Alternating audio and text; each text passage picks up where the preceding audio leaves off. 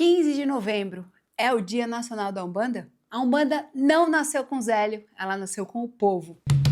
A narrativa mais conhecida diz que a Umbanda nasceu em 15 de novembro de 1908 em Neves, São Gonçalo, no Rio de Janeiro, quando o jovem Zélio Fernandino de Moraes, durante uma sessão espírita kardecista, incorporou o Caboclo das Sete Encruzilhadas.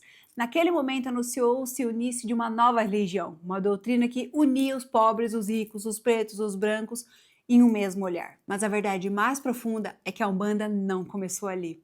Apenas se revelou ao mundo de forma mais visível.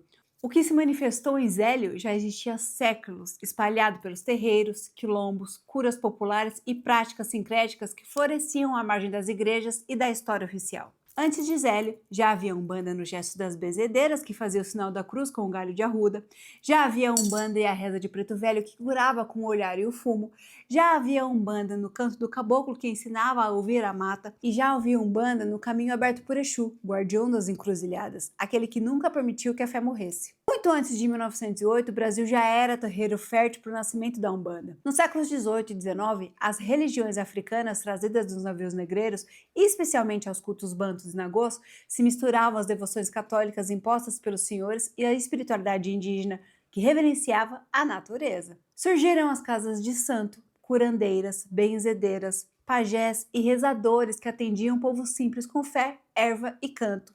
Nos centros urbanos do século XIX, práticas como o candomblé, o catimbó, a cabula, o toré e o tambor de mina já realizavam as comunhões entre as entidades africanas, espíritos indígenas e os santos católicos. A cabula, por exemplo, um culto afro-brasileiro praticado no Espírito Santo e na Bahia, antes de Zélio, já apresentava linhas de trabalho com caboclos, preto velhos e exus, com rituais muito semelhantes ao que mais tarde seriam associados à Umbanda.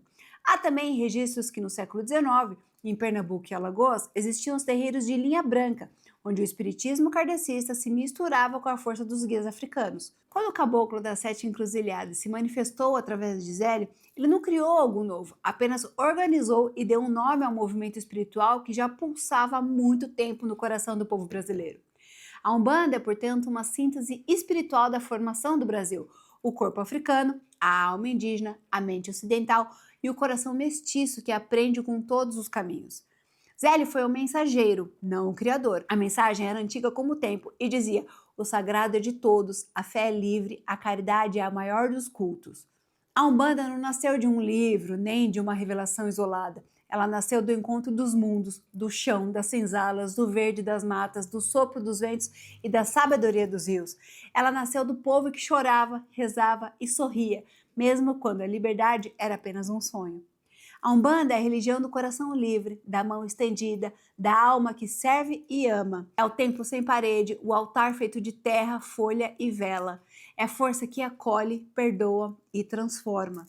A Umbanda é viva porque não tem um único fundador, tem milhões. Cada médium que gira, cada guia que trabalha, cada tambor que ressoa é parte da mesma criação contínua. A Umbanda não nasceu em 1908, ela nasceu quando o primeiro ancestral olhou para o céu e pediu força para continuar. Ela nasceu da dor, da fé, da opressão, da esperança, da terra e do tambor.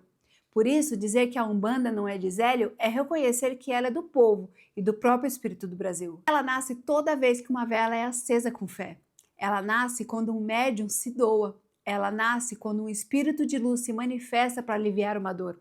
Ela nasce no olhar do preto velho, no riso do herê, na coragem do caboclo e na sabedoria de Exu. A Umbanda é dos que resistiram, dos que acreditaram, dos que curaram e dos que amaram. É a espiritualidade do povo brasileiro em sua forma mais pura, simples, sincera e divina. Saravá a todos os guias. Saravá a força ancestral que nunca deixou de nascer em nós. Saravá a Umbanda, luz de todas as encruzilhadas.